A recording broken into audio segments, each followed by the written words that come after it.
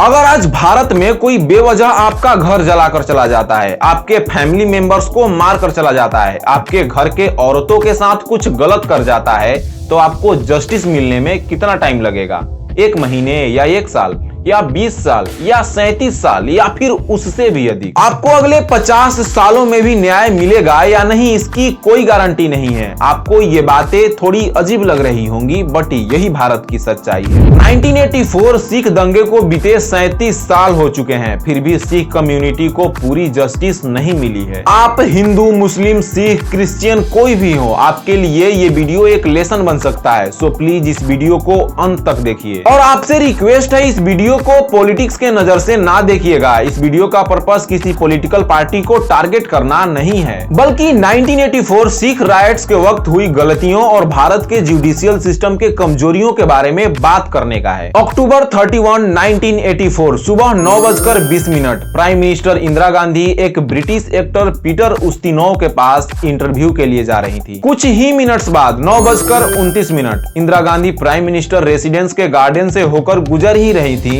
कि तभी उन्हीं के 2 सिख बॉडीगार्ड्स ने उन्हीं पर गोलियां चलानी शुरू कर दी। गोली लगने के बाद जल्दी जल्दी इंदिरा गांधी को एम्स में भर्ती कराया गया, बट अनफॉर्चुनेटली डॉक्टर्स उन्हें बचा न सके। पोस्टमार्टम में सामने आया कि इंदिरा गांधी के ऊपर 33 गोलियां चलाई गई हैं, जिसमें 30 उनकी बॉडी पर लगी और 3 मिस कर गई। बॉडी पर लगे 30 गोलियों में 23 उनकी बॉडी को छल्ली करते हुए बाहर निकल गई, जबकि 7 गोलियां उनके शरीर में ही थी। इंदिरा गांधी के दोनों हत्यारे बॉडीगार्ड सिख थे, इसलिए उनके हत्या के अगले ही दिन कांग्रेस के लीडर्स ने पूरे देश में सिख कम्युनिटी के लोगों को चुन चुन कर मरवाना शुरू किया। दंगा करने वाले लोगों के पास लोहे के रड्स, चाकू, घर जलाने का सामान जैसे पेट्रोल और किरोसिन बहुत भारी मात्रा में मौजूद थे। ये लोग चुन चुन कर सिखों के घरों में घुसते थे, लोगों को मारते थे और उनका घर जला देते थे। कई सिख औरतों के साथ रेप भी हुए। और ये सब घरों तक ही सीमित नहीं था, चलती ट्रेनों और बसों से भी सिखों को चुनकर उतारा जाता था और उन्हें मारा जाता था। कुछ को जिंदा जला दिया गया, कुछ को घसीटते हुए उनके घर ले जाया गया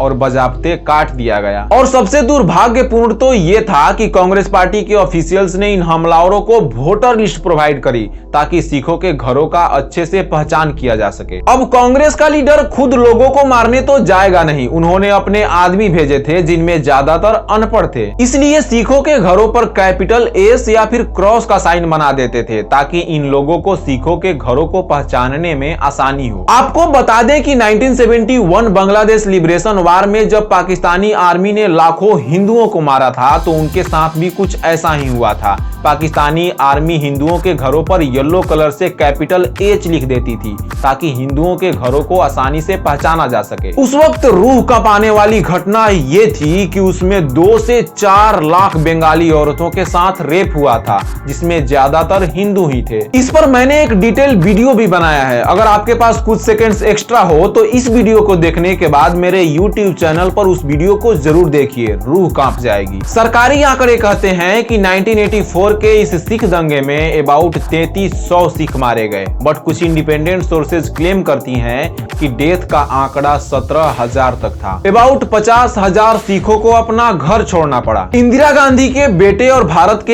x prime minister Rajiv Gandhi ने उस वक्त सिखों के जेनोसाइड को जस्टिफाई करते हुए कहा था कि जब कोई बड़ा पेड़ गिरता है तो धरती थोड़ी हिलती है। बट मेरा सवाल यह है कि 2 सिखों के गलती का परिणाम पूरी सिख कम्युनिटी भुगते, क्या ये सही है? आपको तो पता ही है भारत में किसी घटना के बाद क्या होता है। उस वक्त भी वही हुआ जो हर बार होता है, कमीशन पर कमीशन, कमिटी पर कमिटी बनती गई, बट जस्टिस डिले होता गया। इस मामले में अब तक 4 कमीशन, 9 कमिटी और 2 SIT का गठन हो चुका है, बट फिर भी अभी तक सिखों को पूरी जस्टिस नहीं मिल पाई है। हर बार की तरह उस बार भी दिल्ली पुलिस पर यह आरोप लगा था कि जब दंगई सिखों के घरों को लूट रहे थे, जब सिखों को मारा जा रहा था, जब सिख महिलाओं की असमत लूट रही थी, तब दिल्ली पुलिस ना सिर्फ तमाशबीन बनी थी बल्कि उनकी मदद भी कर रही थी। उस वक्त कांग्रेस गवर्नमेंट ऊपर ये भी आरोप लगे कि गवर्नमेंट सिखों के जेनोसाइड में अपने इन्वॉल्वमेंट के सारे एविडेंसेस मिटा रही है। आप इमेजिन कर सकते हैं, इतने सारे सिखों को मारना कोई आसान काम नहीं होगा। इसमें लोगों की एक बड़ी फौज लगी होगी। इसमें कई बड़े कांग्रेस पॉलिटिशियंस इन्वॉल्व थे। इसमें कई बहुत बड़े कांग्रेस पॉलिटिशियंस भी इन्वॉल्व थे। बट इस केस में जितने भी लोगों को सजा मिली उसमें ज्यादातर छोटे मोटे दंगई थे या फिर गली के गुंडे थे। कांग्रेस के